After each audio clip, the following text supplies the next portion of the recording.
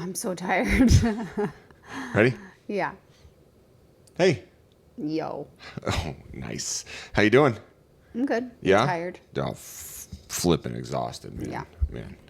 Couple 72s in a row. You've been burning your candle super bright. We work hard, but we also play pretty hard, so it'll all pay off here in a couple weeks. But doesn't mean to say we've had a crazy couple weeks.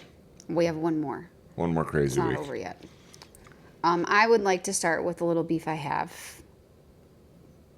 Go To ahead. you, to everybody, I don't know. But now, when I go into any of my departments, people are ready and watching for me to say something stupid. What would you say they're watching and waiting, like, with? Their phones to write it down. We're like, oh, there she goes. Have you said anything silly lately? Yeah, but whatever. All right. Well, I can't wait to hear. Yeah, it's super annoying. I think people should know about the lame stuff that you say, too. Because you think things are funny and they're not that funny. They're kind of weird. Like disagree. 20 minutes ago when we got home from our run and you said, want a pod? It's funny. See, it made me laugh. I'm funny. Please, a little bit. Okay. I would like to talk about my sweet shirt I'm wearing today. So we were down in Arizona not too long ago, and we drove down and visited our friends, Jeff and Brooke, and the babies, the boys. And I got to hang out with my little buddy Bowen for a little while. Who is a toddler Who's a toddler. and, yes, is your best friend. And him and we're definitely on the same wavelength. We're thinking the same thing. Like, where's the snacks? Where's the naps at? Let's watch them. Firefighting. And firefighting. So I'm sorry, Jeff and Brooke, that Bowen and I started talking about firefighting. Bomberos. And yeah, he speaks way better English and Spanish than I do. Yeah. And now it sounds like he's obsessed with a you. little obsessed with the firefighting. He's been wearing is that a bicycle helmet that he's been wearing just like Yeah, to I school? think we got him one of those like little kid bikes that he could start doing it inside. And I bought him a helmet for it, but it was a firefighter helmet because our friend is in law enforcement. And so we always joke about, the law enforcement versus firefighter thing. Everybody knows, ha, ha, ha. And so I bought her a bag it's like a tote bag kind of. And it says, my best friend is a firefighter and he's my hero or something like that along those lines. And then she bought Dave this shirt. And so Bowen wanted to wear his firefighter helmet to school the other day. And then as the week progressed, now he's wearing his firefighter helmet hat as well as taking Brooke's tote bag as his backpack. And honestly, my favorite thing I taught him was we were playing baseball, and I taught him to say "Jeez Pete's" because he smoked one off the tee and it almost took my head off. And he thought that was hilarious, and then he just started saying "Jeez Pete's," which is hilarious to me. So now we have a bunch of videos from Brooke and Jeff of Bowen saying Uncle Dave in all of his firefighter stuff. Nice. Super weird. Yeah. Lame. So what else is horrible. going on? I just got home this morning. My last 72 for a little while, thankfully. You've been crushing it up at work, all over the place, super busy. We've had some really cool opportunities to check in with some people. And, what we're doing is helping some people out, which has been, it's always cool when you're having, especially these like long, hard weeks. Yeah, we've gotten a lot of positive feedback, I guess. Is that what you're saying? I think not positive feedback, but in just general. people saying, reaching out about something Yeah. that we're doing and feeling like connected to us, I guess. I don't know what else to explain. How else to explain it? Well, and this is, it's kind of hard to put ourselves out there. It's hard what we do to be, I guess it's not vulnerable. It's just not a thing that people do all the time. To be vulnerable and honest and talk about these kinds of things and their feelings and where they're at in their life and stuff like that. So it's been really cool that, we've been able to have people kind of circle back and tell us that it's the hard work's working, and I think we know that in lots of aspects in our lives, but sometimes when you're in the middle of it, it's kind of hard to really to see that. I know what we should talk about. Go ahead. It just popped into my head. Pop it in.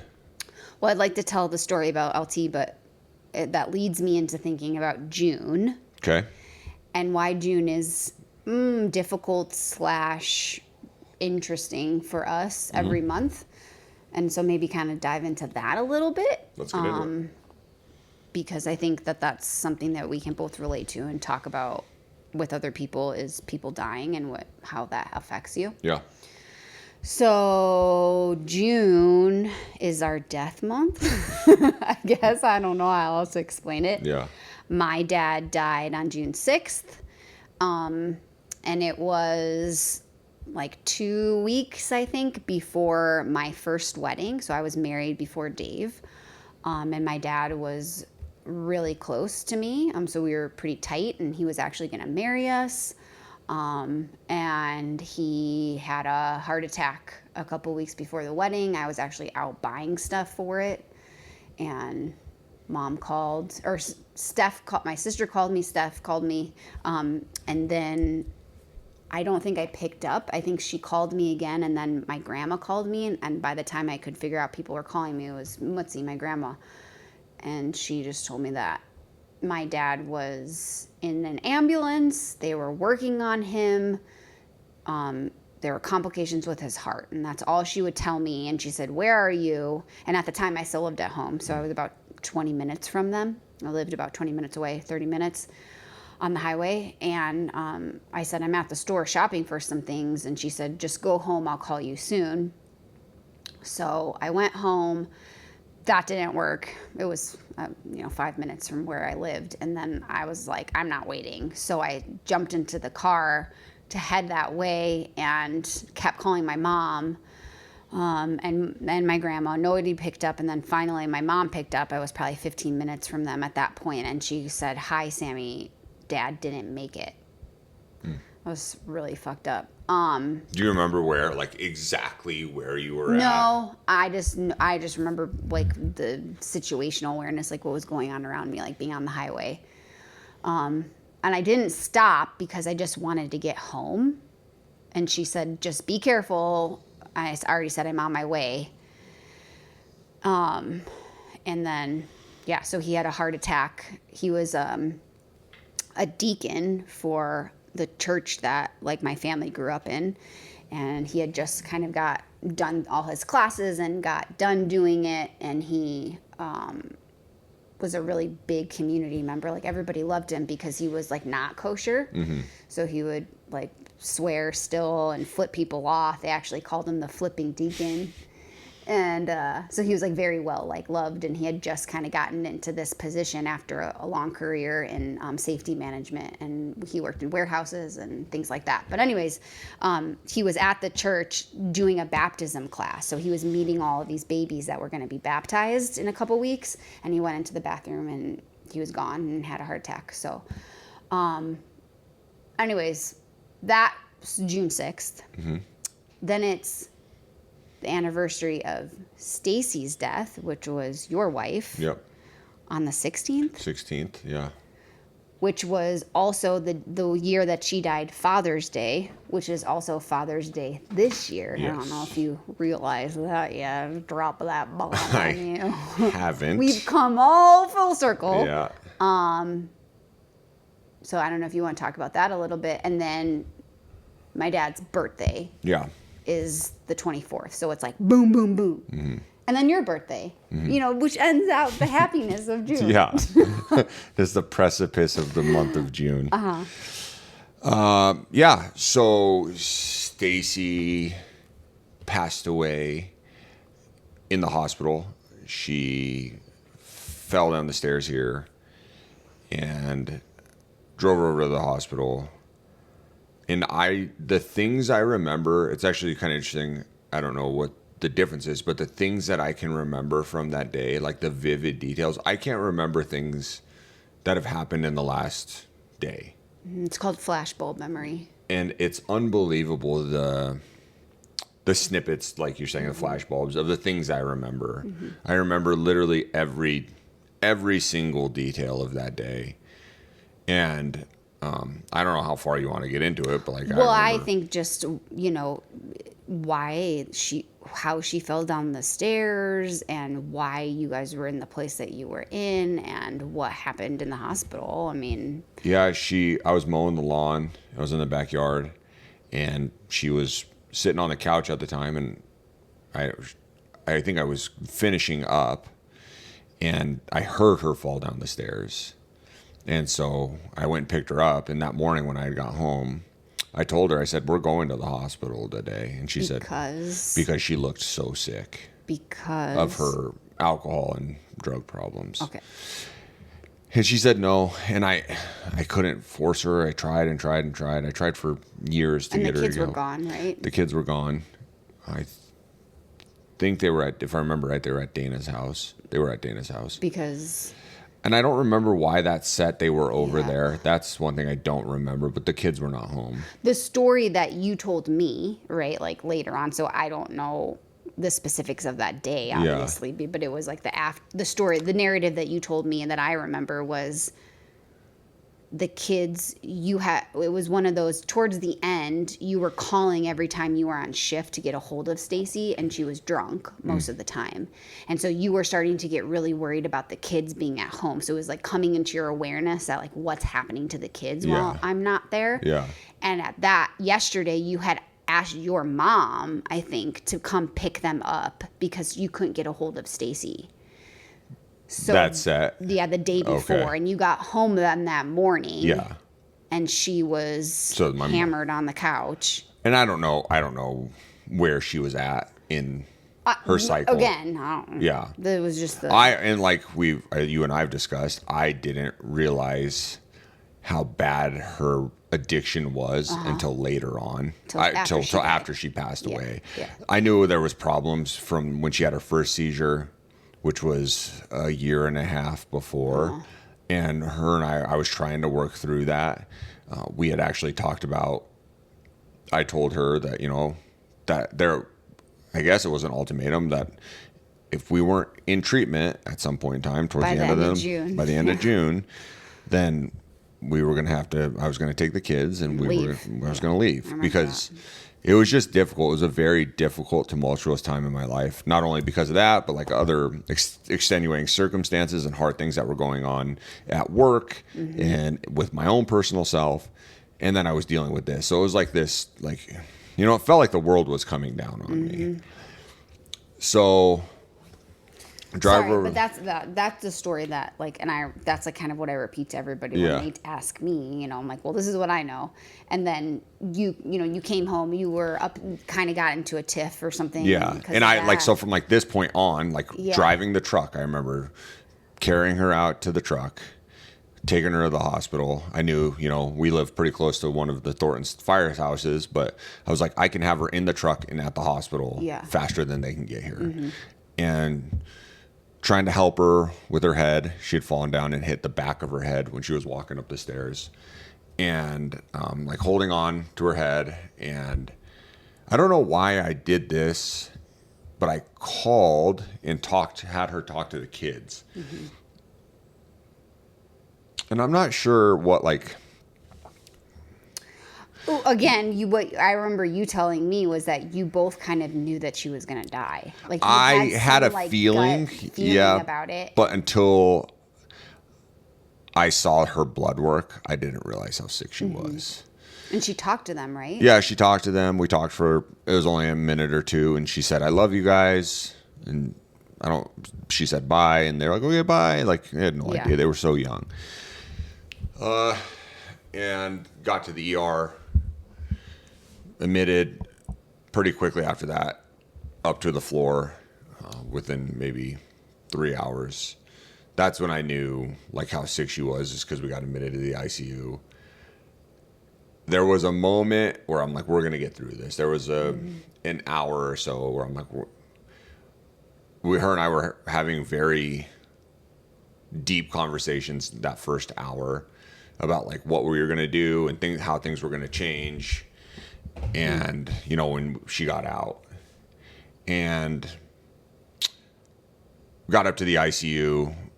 I used to work at that hospital and was able to obtain her labs and kind of take a look at them. And then I realized this was not going to go well. Made a couple phone calls. A lot of family came. Like that actually later on. Like at first I kind of kept it close to my chest. I didn't really tell anybody. I think I was embarrassed. I was scared. I didn't know what to do. I don't think at however old I was, 30 or whatever I was, that I was going to have to make these types of phone calls. And the phone calls after she passed away, I still can't believe I had to do those, all those things. So it's funny, like I remember I had a pair of red Ultras that I had gotten not too long before that, some trail running shoes, and I was really excited. And then I will never forget how dead silent the ICU sounded and how loud and squeaky my shoes were walking down that hallway. It's one of those things, and I was talking with the nurse. So we get up to the ICU. She's somewhat stable. We continue having some really, really great conversations that, in retrospect, in hindsight, those were kind of tying a bow on our 14-year marriage. In the moments, I thought it was just us having conversations of, the funny things we've done or, trips we had taken, and then how we're going to move forward through this. And now in retrospect, it was her saying goodbye. And, we forgave each other for a lot of our indiscretions. We were very young when we got married. We were 18 when we got married. I'm not saying that's not wrong. I'm just saying that was just the decision we made. And we hadn't lived any life before that. We both moved out of our parents' houses and pretty much bought this house. And I didn't know how to pay bills. I learned so much, especially the months right after she passed away, of how to be an adult, because I had no goddamn idea how to be an adult. So we had these really great conversations. I hadn't eaten all day, and she knew that I like to eat. So she told me she's like, you need to go eat. I'm like, I'm fine. I don't want to go. And she's like, she said, if it's the last thing you ever do for me, will you please go eat? The cafeteria was closed, and so I went over to Lazy Dog, which is always still why I have every time I go into Lazy Dog, I just have this weird feeling, or I at least think about it. And so some inside baseball information is we still live in the same house. Our gym is across the street from the hospital that she passed away in.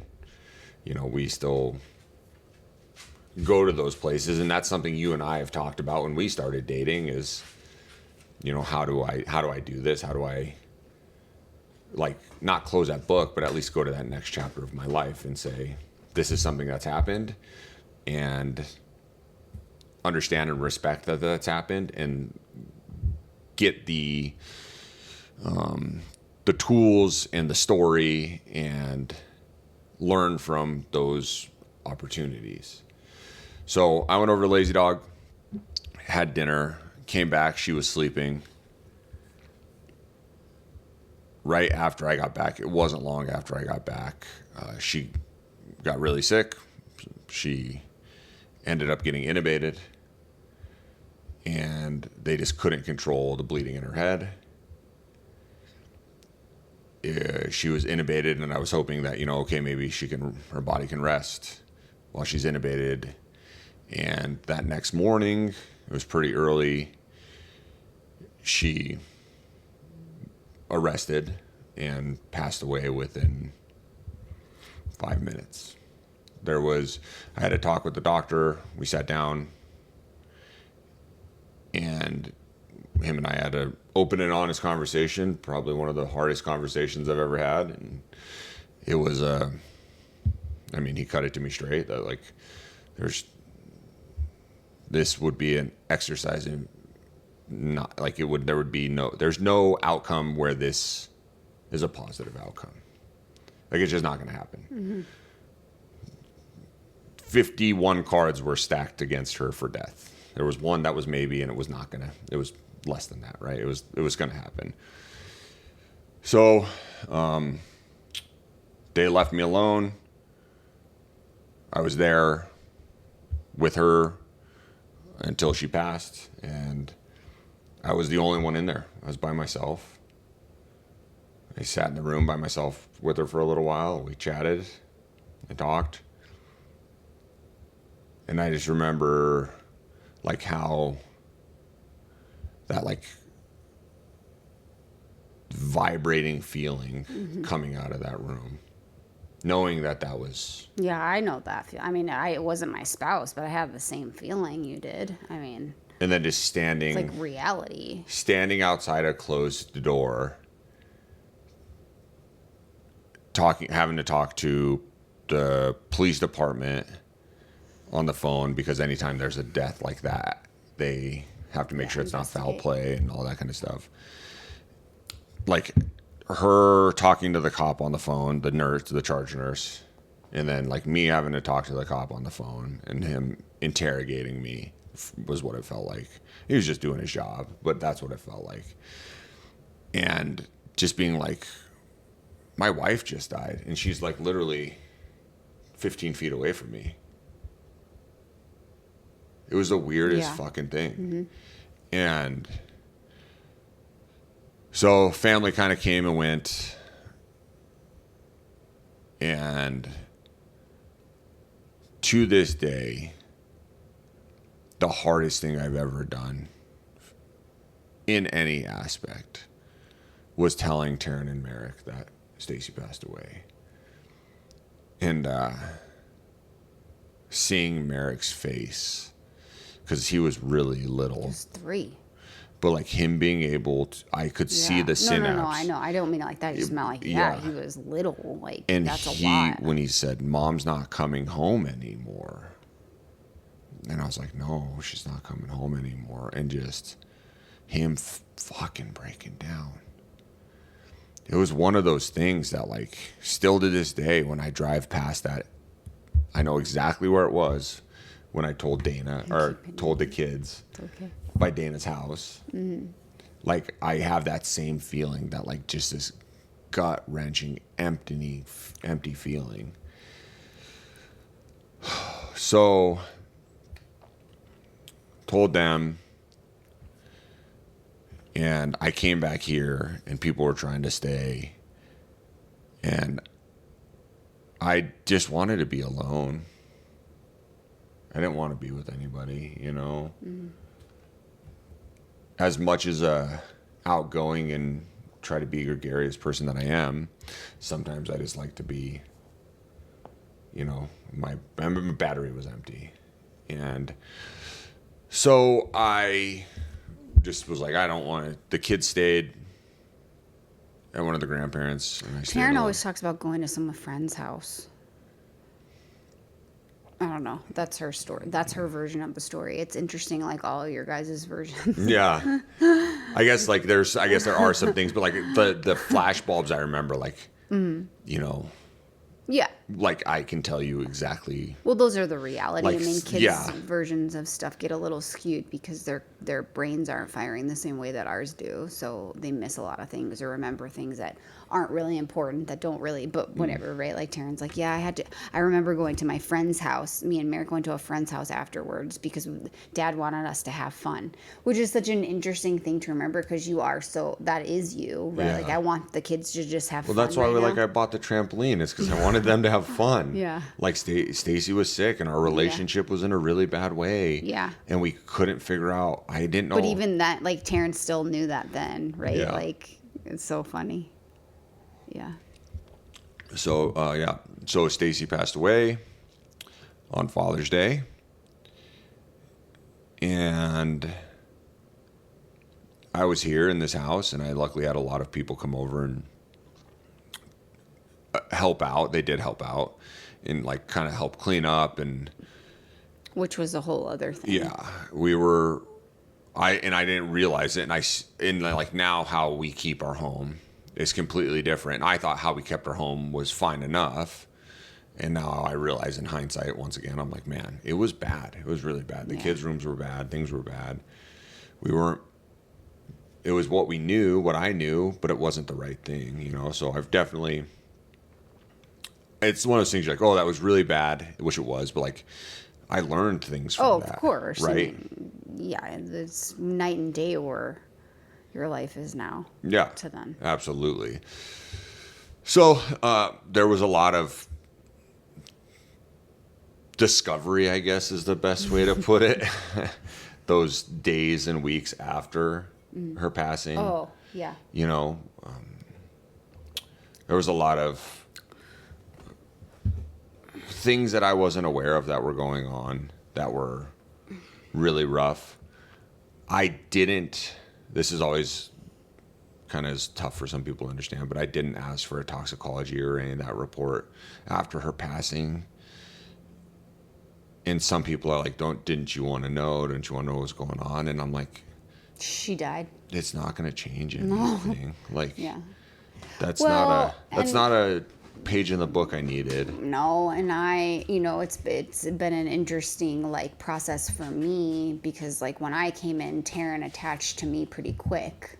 Obviously, I mean she was 8, 9. I don't even know. I think but... she might be 7 and 3. So, she was pretty quick to want to be my friend and want me to be her person. And she told me a lot of stuff. And so it was an interesting, like, dynamic for me because, like, I had your perspective, which was, we talked about it, but we didn't, like, go into... We did. But it wasn't... We were so excited about each other, right? That like those moments of that were more about how you were managing stuff and like, how do I do this? How do I get through this? What should I, it was like that kind of thing. And Taryn's was more like, I need to tell somebody this because she started slowly remembering things that like she didn't tell anybody. Mm-hmm. So that was interesting for me because I became the person that Taryn started telling like, I mean, they weren't secrets, but they were for her, things that Stacy had done to her and how Stacy had hurt her and how she was taking care of Merrick most of the time. And Stacy would just go downstairs and lock herself, not lock, but that was Taryn's version, right? Like lock herself in the basement and drink. And Taryn was making Merrick food and, like keeping him away if she got angry and, and none of those things you knew. Yeah. Right? Like you knew it wasn't okay. Yeah. But you were, and the way that I guess, like I've learned to understand it, and maybe it's just for myself so that I can tie a bow on it, is that you were all like severely traumatized. Like you were all in an emotionally traumatized space. And nobody knew what to do except survive, right? And all four of us, not just, That's so then when it was over, it was just this like complete dump of stuff, right? And stuff that you didn't know about because you were just trying to keep things manageable. And then you were going to work and you were working overtime because you guys didn't have money because Stacey was spending it on stuff and you didn't know. And she was running the bills and all of this stuff. Yeah. And, just not communicating, not understanding, and just trying to figure it out, right? Your own stuff out, but not working together, really. And then Taryn was kind of in the middle of it. Yeah. And she has, like, memories of, like, coming down the stairs and seeing things that she didn't want to see and all this stuff. And I don't need to go into it because it's not my story, it's hers. But that was an interesting thing for me because it was hard. Like, when I first came in, I was like, I need to love Stacy, right? Like, she created these kids and she was Dave's person before I was, and then as I slowly started to learn things, I had a really hard time. I'm in a good place with it now, but for a while I was like, fuck this lady. Like, I don't love her at all. How could she do this to her family? Yeah. Even though I have understanding of addiction and I have understanding clinically and I know that stuff, but seeing what she put you all through, like, it was hard. Yeah. Like, I went through waves of, I hate her, I love her, I like her, I hate her, I love her, I like her, and finally I'm just like, it doesn't matter. It just is. Like, I don't have to have an opinion. I just have to learn how to help the three of them move through the rest of their lives. Yeah. But yeah, Yeah, it's pretty it's a crazy fucked up. story. So, yeah, there was a lot of shitty phone calls that had to be made. Lots of, phone calls to different places, different banks, different companies, different, she was an organ donor, and there was a lot of, I had like 3 phone calls from that. I remember there was like eyes or something along, like a year later you got a letter about. So she helped somebody with her sight, and stuff like that. It's like, but I was barely feel like a grown up now. And I had to make those fucking phone calls. Yeah. So I was thrust into adulthood, and definitely should have taken more of an active role when I had opportunities to, or at least pushed harder to take active roles in the household. But I didn't, and it's like when my dad taught me how to ski, he just kind of pushed me down the mountain. That's what it felt like. I was like, oh, here we go. Like, you're the adult now, so figure it out. And I had a lot of help. I had a lot of help from family members. My mom's boyfriend, Doug, helped out a ton. He's incredibly intelligent at bookkeeping and that kind of thing. So he helped, literally just helped me line everything out. Literally just brought him over a bag of goddamn papers, and he was able to highlight things and this and that and clip it all together and at least point me in the right direction. And had a lot of help from people around. I don't want to talk ill of I didn't have help from the place I thought I was going to have help from. And that's one thing that always has really been difficult for me. But that's why we're doing what we do now. I mean, I agree from what I know that how it went down with you there, but I would say there was some reason that happened so that you and I could turn it into a business where all we do is love and take care of people, especially in the departments, and especially when they're going through something like this. We've had multiple people whose sister, brother, alcoholic, sister died from alcoholism, family member, right? I even had people come to me this week and be like, I'm drinking too much, Sammy, what should I do? Yeah. I mean, so you have turned that into, I'm not going to let that happen to another person on my department or any of the departments that Sammy and I touch. Yeah. So there were people that... The Schmidts. Yeah. We love you. And, there were a lot of people that were there. A lot of people that I still hold so close to my heart. And I always will. No matter where I end up in my careers or in my life, I will. There's a handful of people that are my ride or dies forever, 1,000%. So I don't know where to go from here. Well, no, I just think it's an important story to tell. I mean, because I guess just not only just to practice what we preach, which is be honest about our shit, but I think for anybody in our communities, whatever community that is, that they know that Dave has been through that, and if they have questions, concerns, thoughts, and that there's also a backstop, clinically from my end, not only do I know what it's like to lose somebody, but also you don't, as hard as it is, you don't have to feel like you're doing it alone. I think that's my biggest anger activation, is when you tell the story or when you talk about what happened to you, or when I learned about what you went through, the fact that you did it alone, it makes me want to kill people, literally. And I don't. Yeah. You don't need to spin this into something else positive. You did it alone. There were people that helped in certain ways, but you went through that alone. You went through it alone when she was an addict and nobody listened to you. You went through it when she died.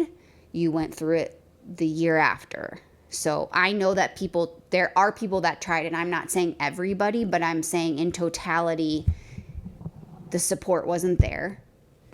And that's what I never want to happen for any person that we know ever again. No, it was, it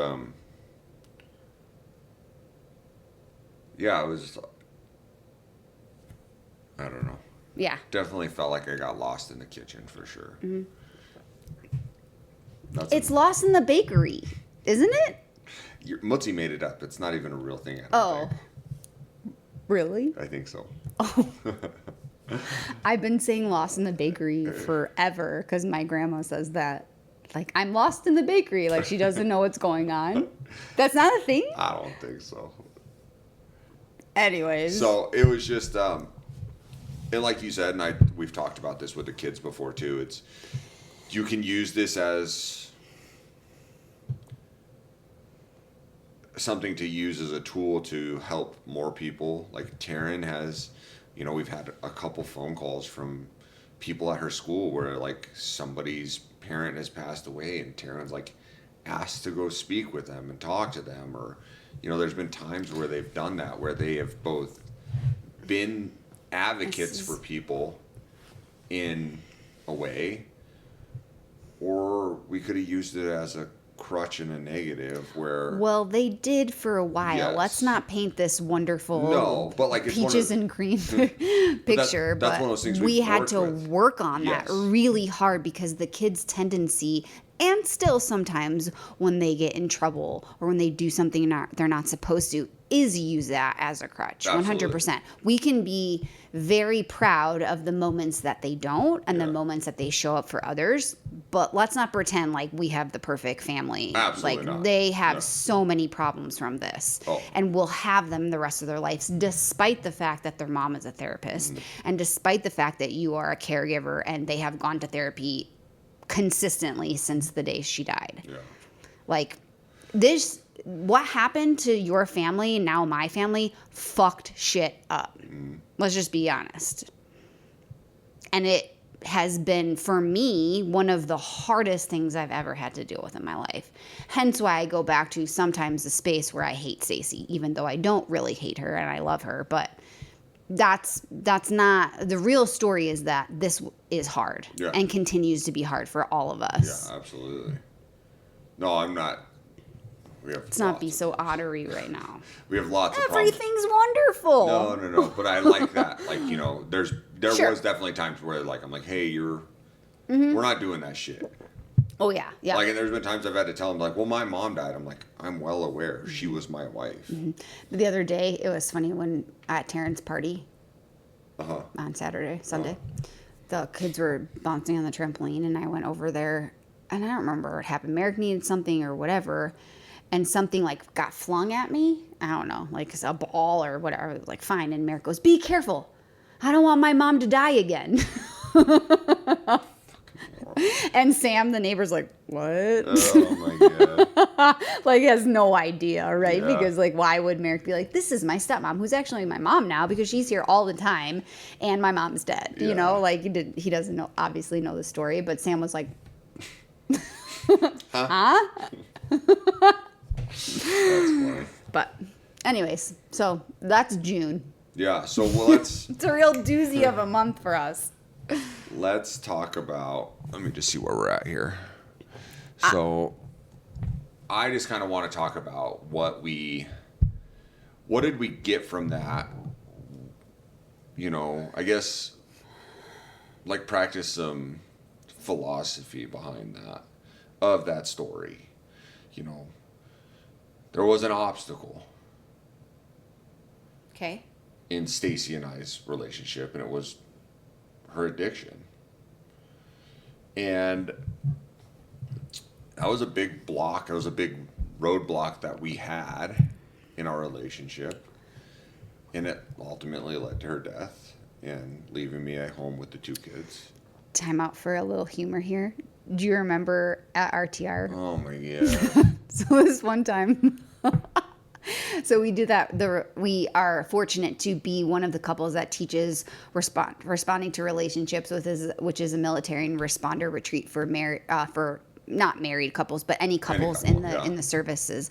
And it's really awesome, and we love doing it. But we always start with like our why instead of like who we are. Like, we're here because of our why, not who we are, and then we go into who we are. And Dave he's gotten a lot better because we've done it so many times now, but he starts and he kind of tells his story.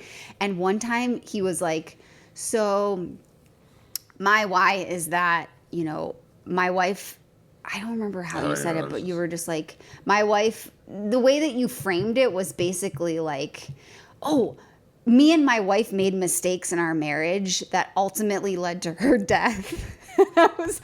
And I knew what you meant, but and luckily it didn't land that way, but we left for a break, and I'm like, babe, it sounds like you just murdered Stacy. I'm like, next time we need to clarify, you didn't make a mistake that caused her death. She had an addiction, and you and her did not communicate or talk or whatever about, or didn't have the skills to work through it. But I was like, let's not be murderers today. And that was like all I Bonnie could think and about Clyde. The rest of that weekend. Which is also, whole other story, whole other podcast episode. But okay, continue. Sorry. You were talking about the lessons or the obstacle, and part of it was addiction. Yeah, and so,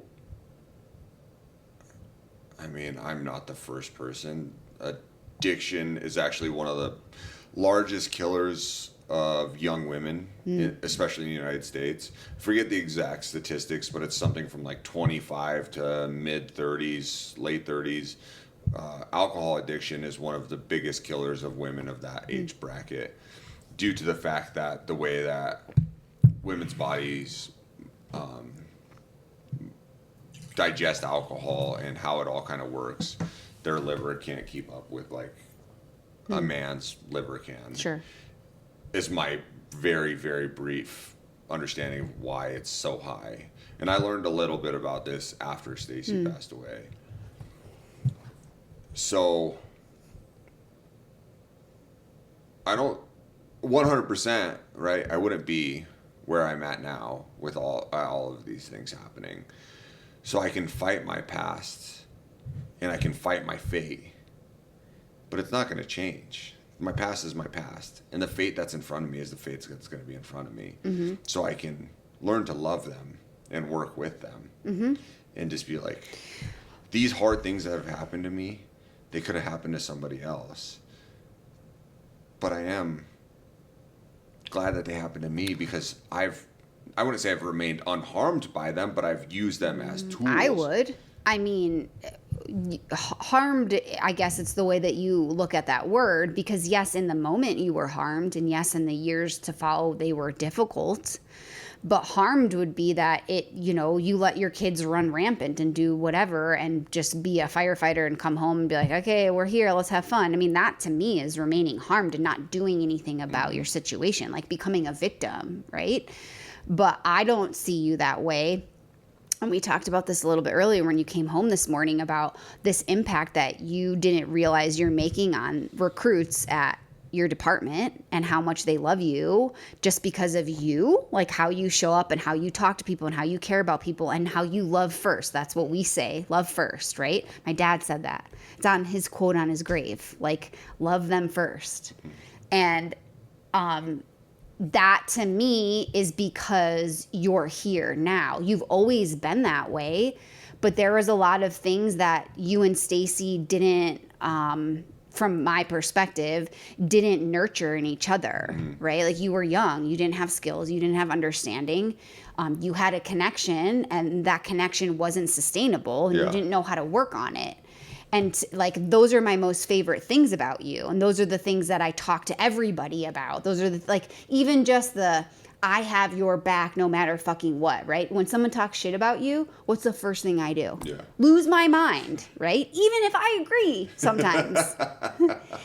And that's because we've both been through shit. I mean, my dad is not just the one thing I've been through. I've been through lots of shit. I've had trauma, sexual trauma, lots of stuff, emotional trauma. And we're here now loving each other, I would say, because of the things that we went through. Yes. I mean, we had the connection, right? Like, we had that, whatever it is, connection. But we're here now because we are each other's biggest fans. And I think in a relationship, you need that, not to be your full self, but to be your full self out in the world. Yes.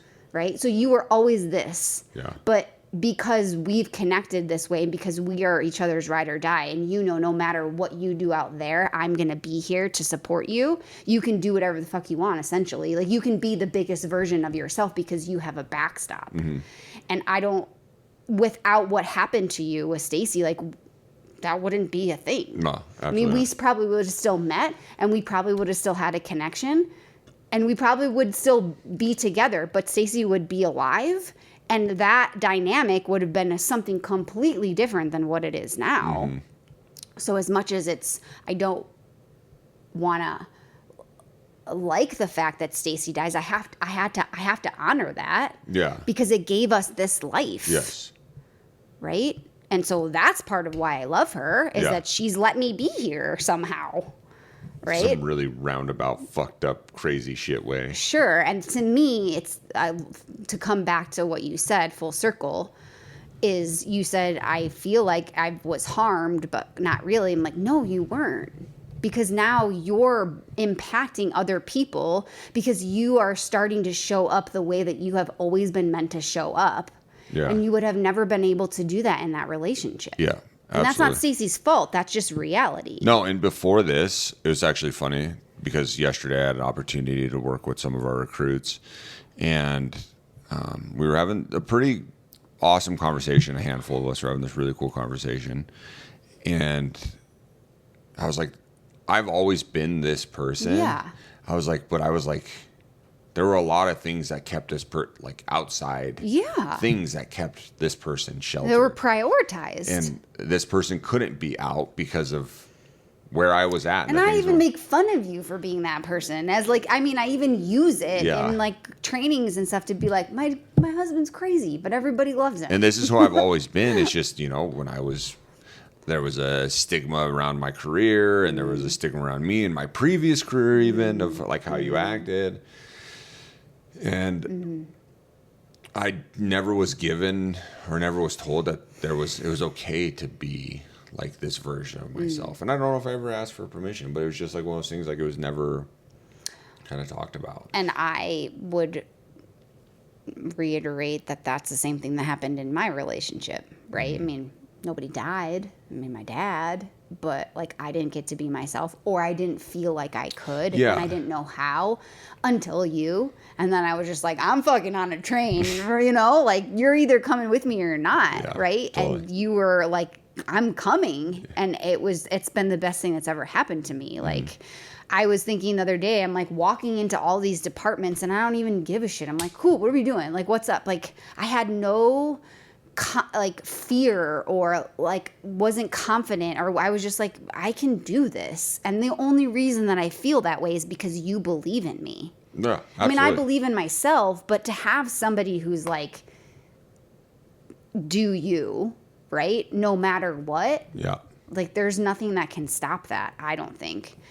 I guess, that's all I have to say. I just, at some point, wanted to end with my little story because I think that that's partly about you too. Okay. Go ahead. Do you have more to say about? No, I think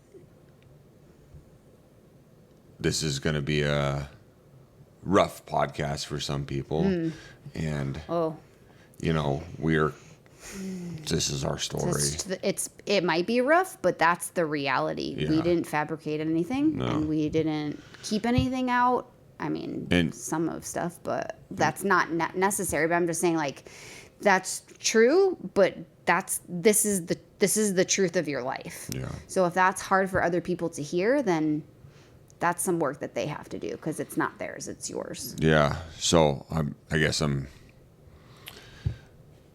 proud of the kids, even though they still are difficult and make silly mistakes. Still be proud of them. Yeah. I'm proud of them for them, not for the things that they do, in school and stuff like that. That's awesome, but I'm proud of them for still kicking ass as much as they can. Absolutely. I'm proud of us for our family and the things that we're doing. and the things that you're doing in the community.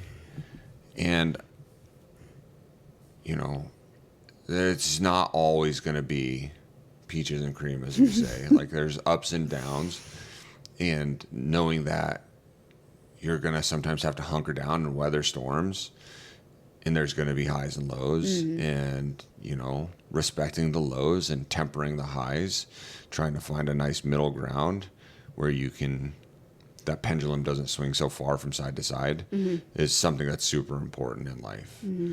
So, because I think, you know, I used to be maybe a little bit more, I don't know if manic's the right word, but like my highs were super high and then I would crash, and it was days of lows. And so, you know, trying to kind of smooth that curve out a little bit.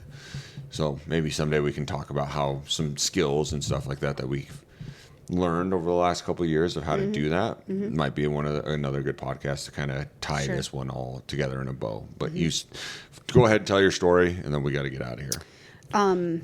So yesterday, June 6th, day my dad died, lots of really cool things happened to me, and I don't want to go through all of that, but one really special thing happened, and it is about this and what we're talking about, and you being my backstop so that I can be myself and have made an impact like I feel like I did. And that's just, I don't even know what to do with this information.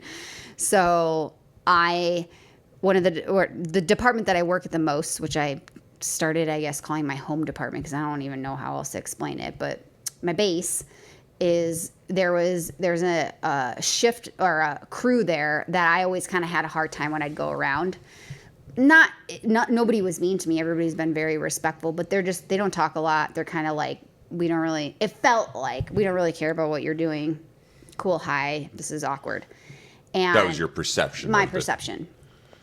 And the lieutenant there, at one point, he was just quiet. You know, I didn't feel anything bad or good. It just was not, the connection didn't feel there.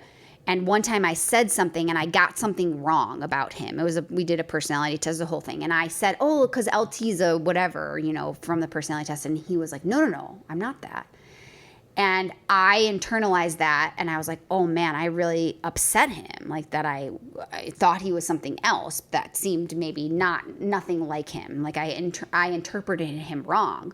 And so I'm like going back and forth about this, and I'm telling you, and I'm like, what should I do? Like I feel like I hurt his feelings, and I don't even think he cares though. And now I'm like, they all hate me there, or what, you know, this whole story I'm saying. And you're just like, just email him. Like, it's fine. Just ask. And so I did, and I just kind of apologized, and I said, I would really like to have a relationship with you, and I just want to make sure that I'm not doing anything to impede that, or that I'm not feeling forceful or whatever. And he actually had this really wonderful response. It was like, I really care about what you're doing, and he didn't say sorry. It was more just like, no, like, you know, like we can do this, we can build something. And then it was kind of quiet for a while, and I ended up connecting with him recently and doing some coaching sessions with him after we did a training at the department talking about resiliency and the struggles of the brain and what happens as a responder and being on the job for a long time and all the statistics that we're battling about suicide and depression, etc. And he really resonated with that and reached out to me. So that was cool, because I'm like, he probably hates me. So then I started working with him one time, and we ended up getting totally sidetracked. I was going to say railroaded, wrong thing. Sidetracked, and we started talking about our dads. I had no idea. I don't even know why I asked the question. It was just along the lines of like, oh, what about your dad? And then he shares that his dad died a while ago, and it was really, really hard for him. And he still thinks about it a lot, and they were best friends, and he was kind of his identity, like shaped his identity, all this stuff. And I could obviously totally relate. And I was like, fuck. You know, like I had no idea. Yeah. So it ended up being it was a good conversation, but it ended up being a lot about our dads and how, you know, we talked about being in the Dead Dads Club, and nobody really understands what it's like when you're close to your dad to lose him when you're older. You know, nobody cares. Like, oh, parents die, you know. So anyways, long story long, I felt so good about that after I met with him. I'm like, maybe I can be a person for him, and he cares. And then yesterday I saw him for a brief second, and he came to say hi, and he just like looked better. Like he was just like looked happier, and like he was like, hey, and gregarious. And I was like, weird, like maybe I made some connection with him. And then later, yesterday night, he texted me and he said, hey, Sammy, I wanted to share with you, it's my dad's birthday today. And I was like, what? Like we shared this day, even though it's not the same. Yeah. And I miss him, and I was working out, and this song came on, and it made me feel better. And me and him had talked about like our dads are everywhere now. Like when they're in the flesh, they can only be one place at a time, and now they can be everywhere with us. And so he's like, it feels like he's with me, and I just want you to know that I see you, and we're in the Dead Dads Club together. And then he sent me the song, and I just was like, there's so many things about this, like not even the day, not even the connection, but just sometimes like recognizing that we always say on this podcast, if it's one person that we can do one thing for, that's enough. And like that comment and this fact that this guy who I perceived as not liking me, not caring, and actually I was never going to have a close relationship with, I feel like I'm closer to him than maybe anybody else because of this specific thing. And he reached out to me and didn't even know that it was Petey's day. Had no idea, right? And wanted me to know that he cares. Yeah. I don't even, like I said, I don't even know what to do with that information. It was just so impactful for me. Yeah. And the song's great. And that matters, right? That matters to me, not only because of him and potentially what I can do for him, but because of the fact that I know I can do this weird job and this work because you believe in me, and I'm not scared of having conversations with guys that I don't think like me anymore because of you. So that was my cool Petey story and June's story and our story. Yeah. Well, there's always more to the story, and the story is always growing and changing, and there's going to be more hard things that are going to come up in our lives, more rocks, more obstacles. But we know that, if we understand them for what they are and love the fate that's been placed in front of us, that we can get through that. Sure. It's not going to be fun or easy, but it's something that we're going to get through. So, well, I didn't know that's what we were going to be talking about today. Happy June. Yeah. I didn't know that's what we were going to be talking about today. Well, celebrate life. That's all I would just say is, make sure that you make moments count. Yeah, absolutely. It's, you got to enjoy what's in front of you, even the hard stuff. And, call somebody that you love today. If you do one thing, reach out to somebody that you haven't talked to in a while that, may need some help or that you're thinking about. It's one of the things that I've tried to do more and more of is when I think of somebody just randomly, it seems to happen a lot when I'm running, that I'm going to reach out to them. And recently I actually got to see him. I was going to call him later that afternoon, but I ran into one of my great friends, Eric. Which I said, that's so weird. The day before, I was like, well, what's he doing? You haven't talked about him in a while. Have you gotten to see him? And you saw him like the next day. And I was like, I'm going to call Eric this afternoon. So weird. And I got to see him. And so, just if you're thinking about whoever you think about when I said that, when I made that sentence, reach out to them. Let them know you love them. Let them know that you're here. Let them know that you're thinking about each other. Because even though, like when I felt like I was alone on that island, there were still some people that were reaching out to me. So, you have anything else? No. Awesome. Like we like to say, love you. Don't die. See ya.